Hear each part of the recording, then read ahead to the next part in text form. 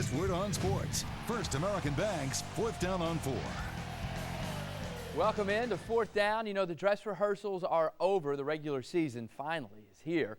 Although some would argue today was just an extension of the preseason. The Detroit Lions haven't won a football game since 2007, and the Saints were intent on keeping it that way. 45-27 the final score. Impressive, but was it good enough?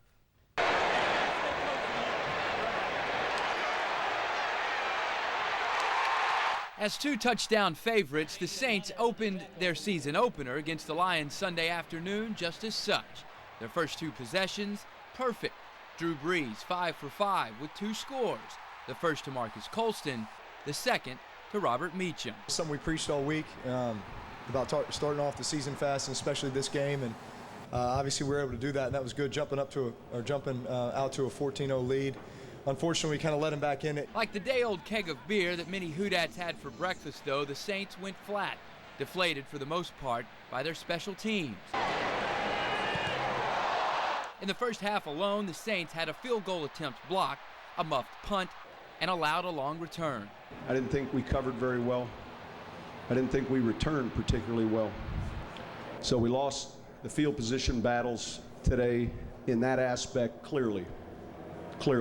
Despite their not-so-special teams play, the Saints still found themselves with a very comfortable 28-10 halftime lead. The last 2 scores caught by Jeremy Shockey, his first and second as a Saint, although his long-awaited touchdown celebration was cut short by the Lions' Louis Dalmas. I didn't know who it was. I initially thought it was my own teammate just messing with me. It's good to get that, asterisk off my name that I haven't ever scored it. So what better place to do it here than the Dome? I told him after he caught the one in the first preseason game against Cincinnati, I said, that just broke the seal, so hopefully they'll just start overflowing now. So starting off with 2, not too shabby. Detroit opened the second half with quite possibly the longest 3-minute and 13-second drive ever. The Lions' best offensive play of the day, a 64-yard pass to Calvin Johnson. Ruled out of bounds, though, at the 4-yard line. That play was challenged and upheld. Then the Saints guilty of 2 personal fouls. Darren Sharper on the fade route called for the first one, a phantom call, he'd say later.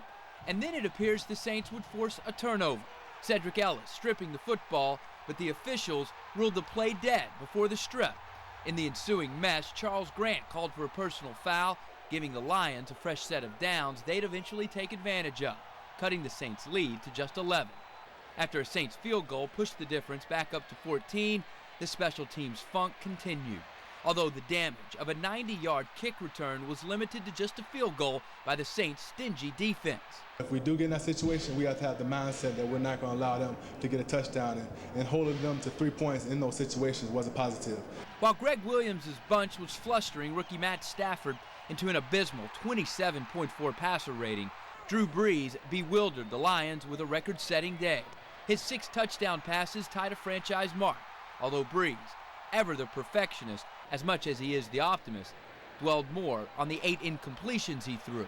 The ones I'm thinking of are the ones that I didn't get. The 1 or 2 more that, obviously the flea flicker that I didn't quite get out of, that get there to Devery, that ended up getting intercepted, and then one right at the end of half that I tried to thread into Devery when, possibly could have gone elsewhere. So also lamenting on the few negatives rather than the numerous positives of his day was running back Mike Bell, thrown into the starting role because of an injury to Pierre Thomas, who might want to familiarize himself with the story of Wally Pipp after Bell's performance today.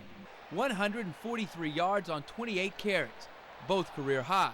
But the one number that stood out in his mind was the fumble he coughed up in the third quarter that was returned for a score. There's a lot of things that I think I did well in the game, but I think the negative stuff got to be dropped if I want to be successful in play. I got to be consistent. They got to be able to rely on me. You can't fumble. Whether the Saints were good enough Sunday to overcome mistakes or the Lions were simply too bad to take advantage doesn't matter.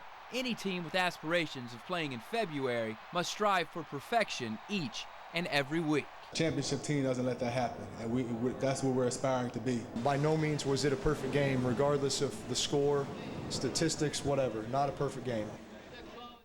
Drew Brees, a fantasy football dream today, 26 of 34, 358 yards, 6 touchdown passes. Mike Bell with the best day for a Saints running back since Ricky Williams back in 2000. 28 carries, 143 yards. Reggie Bush, 69 total yards of offense, 2 fumbles. One of them lost, however, and he had a late touchdown taken away because of a penalty. But still, the Saints offense, 515 yards.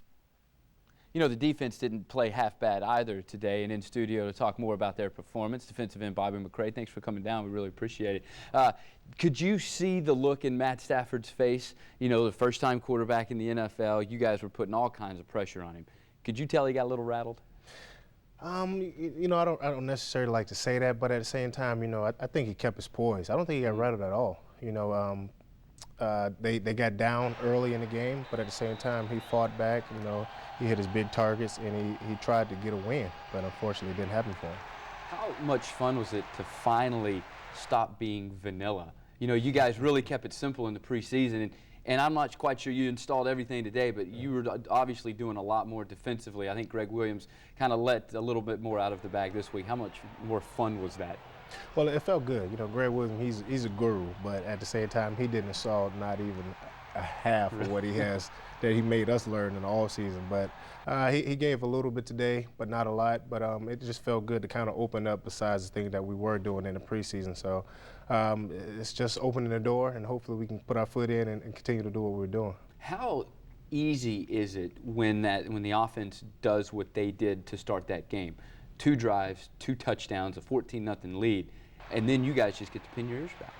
I mean, it was great. Starting off, it was 14-zip. I was like, this is going to be a good one. Hopefully, I can get a couple of sacks here. They just throwing the ball. You know, it always feels good when you get up on an opponent. You know they're not going to try to run the ball. They're down, so they have to pass. So it's always good for us as defensive end and defensive linemen, and also the secondary. But you know, unfortunately, we had a couple mistakes and fumbles here and there. So we had to fight back from that. But getting a good start is always good. And you guys were put in some tough situations from long returns or some turnovers like you mentioned, and you guys responded. How important was that to kind of you guys set your foot down when the going got tough? And you know, you might have given up points, but instead of touchdowns, you gave up field goals. That's definitely good. You know, the first game of the season has let you know that we're united as a defense. You know, it's 3rd and 1, 4th and 1, or whatever position we got put in. You know, we stand up and just made him kick a field goal. You know, you might get a touchdown vaguely, but not that much. But, I mean, as one, I think we did a good job, and we're just going to move on from that. How come you didn't get a sack today, man? I didn't get a sack. I hit him in the ankles. I might get a fine for that. I mean, hopefully I can send the studios half of that fine I might get. But, you know, we got to him a couple of times. But, like I said, he didn't get rattled. He kept his composure. He was doing real good in the pocket. And he got the ball out. Sometimes he took a couple of hits. But he did a good job, and he was getting rid of the ball a little bit. All right, Saints defensive end Bobby McCray here on 4th down. Don't move. Much more with Bobby McCray when we come back.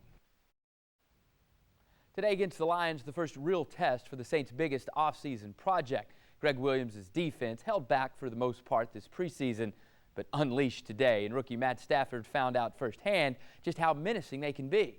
Juan Kincaid with more from the Superdome. We all wondered what a Greg Williams defense would look like, all dressed up in black and gold. And now we know. I think the thing that showed the most out there was our aggressiveness and not so much the cause and the scheme of what Greg Williams had run, but the attitude. When we did go, we went, and right or wrong, we went 100 miles an hour, and you know, so most of the time it worked out to our advantage. A couple times they hit a big one on us. Active, pesty, consistent, all things emphasized by Williams in the preseason, all things coming to light once the lights came on inside the Superdome today.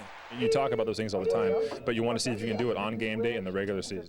The nature of our offense, the way they put up points, is going to force teams to have to throw the football, so it's going to be chances out there for us to make plays. Since he arrived here in New Orleans, Sharper has been stressing to his teammates to trust their ability and trust their instincts. Well, today, Sharper let his own game do all the talking. The Saints gave up 27 points, but the D's responsible for only 20. And some of those came courtesy of the special teams giving them a short field to defend. But when they did defend, they did so with the kind of effort that'll become expected as we get further into the season. We still want to push the ceiling.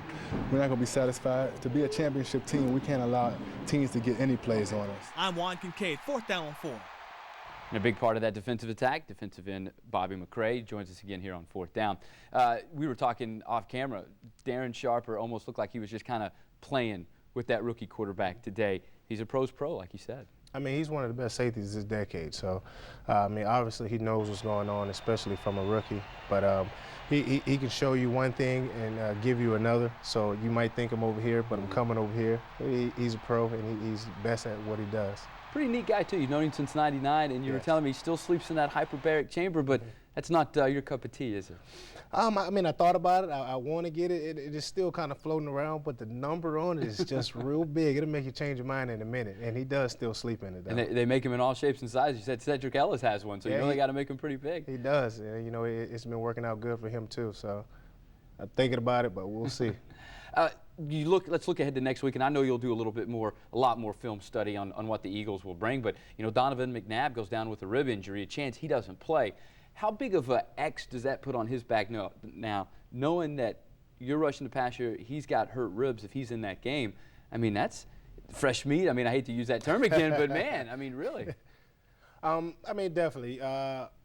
You want them to be at their best, so definitely when you do get a victory, you know, you can kind of say we beat them at their full strength, but at the same time, you know, a win is a win. We're not even worried about that, but if he does have a bruised rib, I mean, definitely we're going to try to get some hits at him. We're going to try to do that. I mean, even if he was healthy, we're going to try to get hits on him, but he has a bruised rib, so therefore we're going to try to aim at it. So we're going to see what we can do, and no matter who's behind the helm, we're going to try to get to him regardless. And talk about just complete opposite ends of the spectrum from one week to the other. I mean, you go from the rookie quarterback making his first ever start, possibly if McNabb gets to play in this game, but just the Eagles overall, I mean, they're a very seasoned team. They know how to win. You're not going to be able to do some of the same things that you were able to do against the Lions, against the Eagles. Talk about the approach that you'll take going up against a team that some are picking to be in the Super Bowl.